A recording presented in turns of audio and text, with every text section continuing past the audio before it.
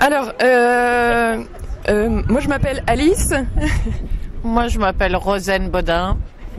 Et Maria Savary.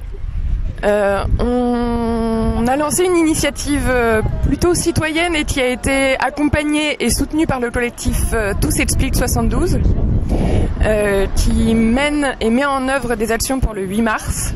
On est aujourd'hui le 8 mars 2019. On compte aujourd'hui 30 femmes décédées sous les coups de leurs conjoints ou ex-conjoints. Et on organise donc cette montée des marches pour que nous soyons tous concernés, que nous n'oublions pas que la lutte elle continue, que les droits des femmes sont bafoués dans énormément d'endroits, de pays, que toutes les petites filles n'ont pas le droit à la scolarité, qu'il y a des pays où on ne peut pas avorter, qu'il y a des viols tous les jours, qu'il y a des agressions sexuelles et que nous devons en parler. Les femmes représentent 51,4% de la population française et c'est pas une. Il y a le souhait d'arrêter un peu cette omerta et ce silence et de faire avancer en tout cas les droits et la parole et l'écoute des femmes. Alors les salaires, les chiffres donnent 19,4% d'écart de salaire entre les femmes et les hommes à compétences et postes égales. Alors est-ce que toutes les femmes se sentent concernées? Je pense qu'il y en a qui ne peuvent pas venir, il y en a qui ne, je sais pas. Est-ce que toutes les femmes se sentent concernées? Je pense que on estime à 100% le nombre de femmes qui ont été harcelées au moins une fois dans leur vie.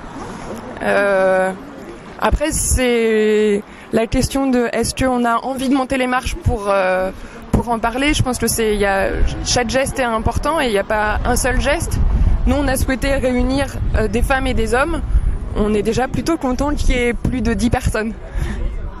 Non, parmi les violences, c'est le parcours du combattant pour être entendu, pour être reconnu, pour être soutenu. Et il y a encore beaucoup de chemin à faire pour entendre tout ce qui se passe actuellement en France et dans le monde sur les violences faites aux femmes. Les messages d'égalité, je pense que nous pouvons faire un chemin tous ensemble là-dessus, qu'on soit père, frère ou mari, qu'on soit respectueux de l'ensemble des femmes et qu'on reconnaisse leurs droits et leurs conditions.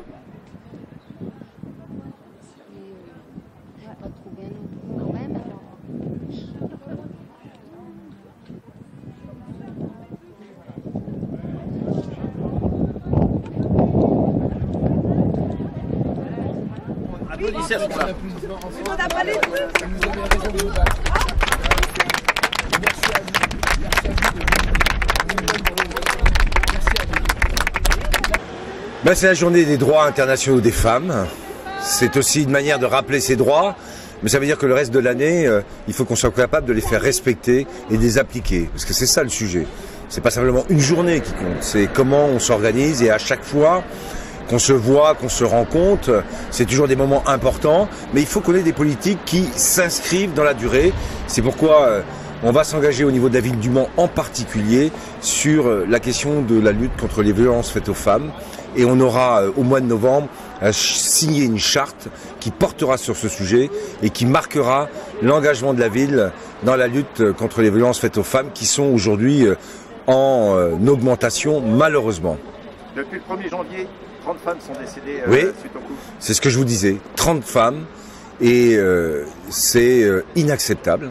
Alors une fois qu'on a dit ça, comment on va faire? Donc on va faire au niveau de la ville avec l'ensemble des associations. On va travailler d'ici, je l'ai dit, le mois de novembre, pour faire en sorte qu'on ait une politique qui soit horizontale, qui implique la collectivité, qui implique des associations, qui implique la police, la gendarmerie, la police municipale et l'ensemble des acteurs municipaux, et qui fasse en sorte que et la justice bien sûr, et qui fasse en sorte que cette politique puisse se coordonner pour donner des résultats, parce que c'est ça qui est important, avoir des résultats. Avez-vous l'impression que les femmes sont écoutées aujourd'hui? Pas suffisamment sur leur revendication légitime qui est l'égalité des droits mais surtout du respect des droits, que ce soit sur les inégalités salariales, mais surtout, je le rappelais tout de suite, sur la question de la violence faite aux femmes, qui a augmenté en ce début d'année d'une manière inacceptable, puisque c'est plus de 30 femmes qui sont décédées, et ça, c'est un fléau contre lequel il faut qu'on puisse s'organiser et lutter de manière efficace.